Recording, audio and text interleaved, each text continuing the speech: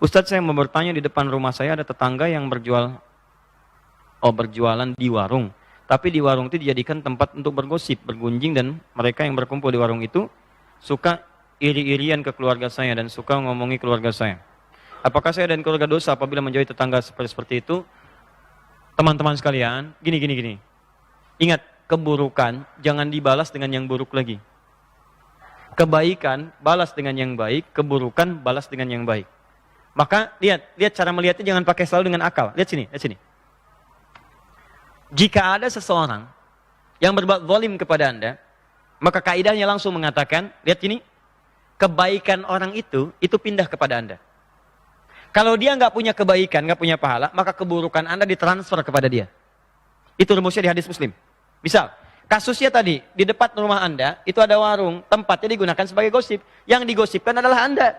Maka saat Anda digosipkan itu dosa-dosa dia, teman-teman sekalian, bertambah. Pahala dia dipindahkan kepada Anda, pahala Anda kemudian bertahan nambah banyak. Kalau dia nggak punya pahala lagi, dosa Anda ditarik sama dia.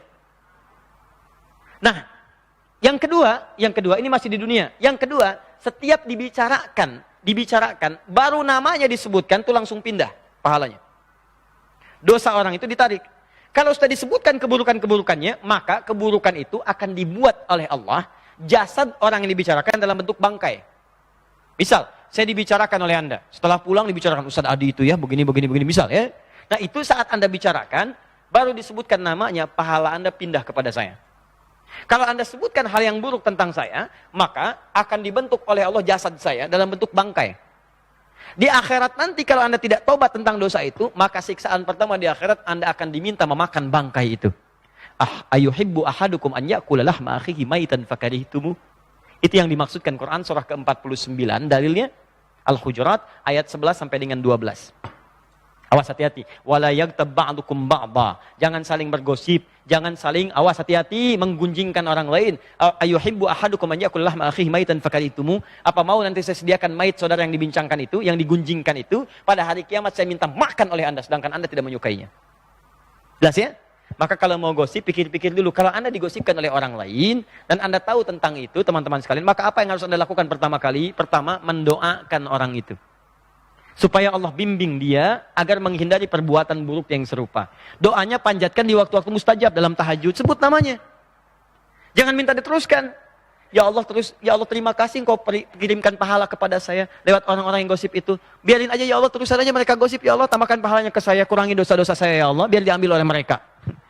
Terus begitu lewat di depan mereka, dikasih tahu lagi, terima kasih ya gosipin saya kemarin, dosa saya udah diambil sama kalian. Nambah dosa. Terus bikin status setelah itu, alhamdulillah Allah tambahkan dosa bagi saya, karena digosipkan oleh orang-orang dekat warung itu. Tunjuk lagi. Balik lagi pahalanya pada orang itu.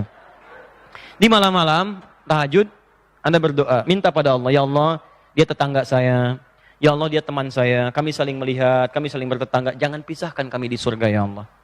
Ya Allah ampuni dosa mereka ya Allah, bimbing mereka supaya tidak memperlakukan dengan buruk, bimbing mereka supaya tidak berbicara dengan buruk. Berdoa. Besoknya orang-orang menggosip itu perlakukan dengan baik.